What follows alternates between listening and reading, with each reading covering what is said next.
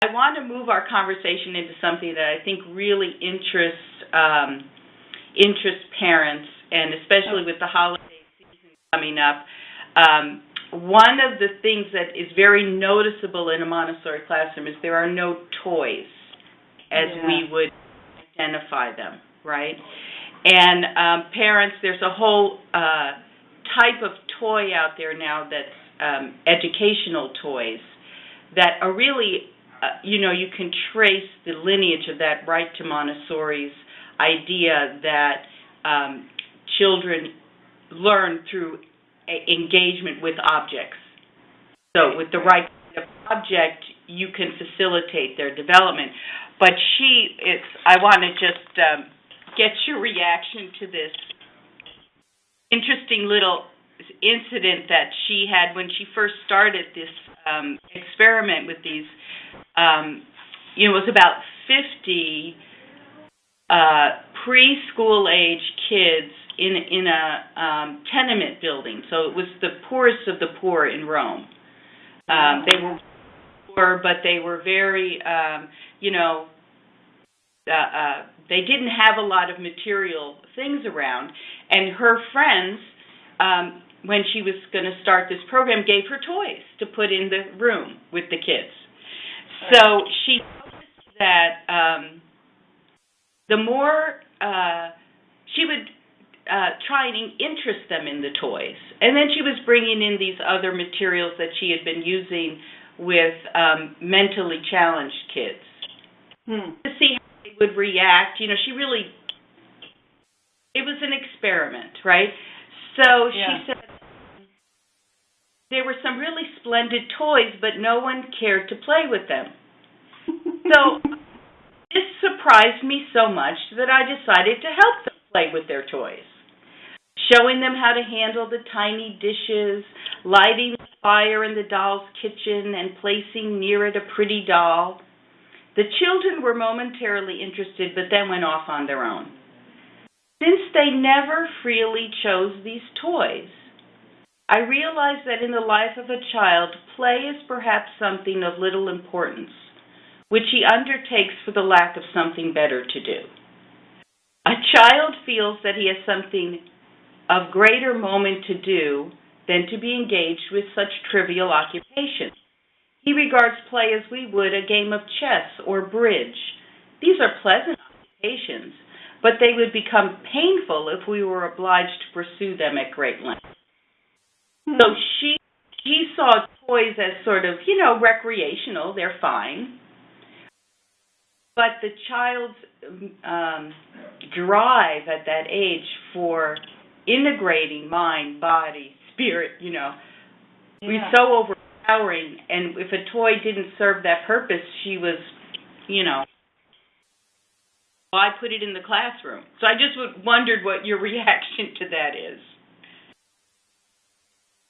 Well, it's interesting because, you and I have talked about, have some experience with the Waldorf educational movement as well. My daughter attended a Waldorf school for a while. They too do not believe in supplying the classroom with a lot of extra toys. And the idea is that, if you provide a few sticks and some balls of yarn and just some few minimal objects like that, the children get to engage their active mind, which is what, of course, Piaget says they want to do. That is the main thing they want to do.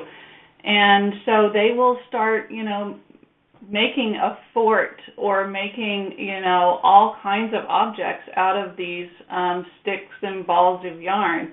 And the problem with so many other toys that, of course, we could be supplying them with, from Toys R Us or whatever, is that they really sort of breed passivity in many ways because they're already set up. They're already concocted in a specific way, and it almost, it sort of links back, I think, to what you were saying before. It's almost like the toy is offering them a specific way to play with something, whereas when you provide just a few nuggets of things to work with, they will actively put it together as they're seeing fit, based on their natural curiosity. So I prefer fewer toys myself. Right. I mean, it's interesting when you talk about it, though, because those Montessori materials are designed to be used in a certain way,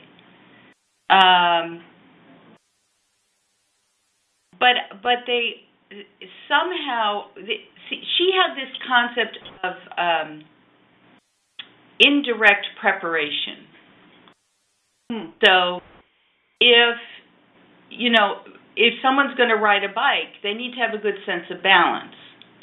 Right.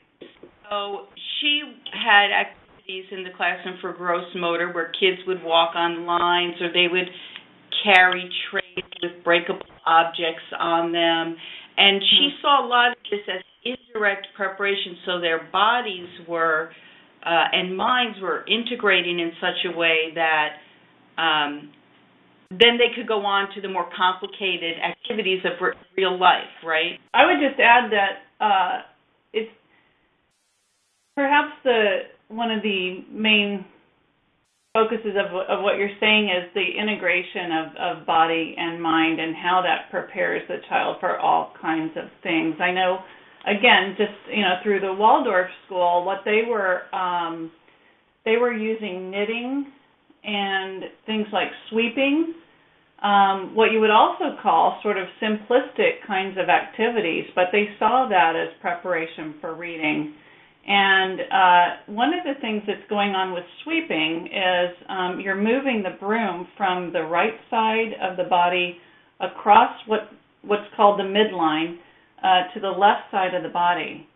And in doing that, you are forcing integration in the brain and the two sides of the body, which is, of course, very much needed for reading. And my college students, make presentations about this all the time, that people who have been put through crossing the midline activities are better prepared in reading, and it improves their reading. So there's all kinds of things like that where we're coming to appreciate more and more the need to integrate body and mind. And I think that's what she was doing in large part. And also, building those, large motor skills, gross motor skills, with also the fine, building the fine motor skills, like the cylinders you're talking about. So.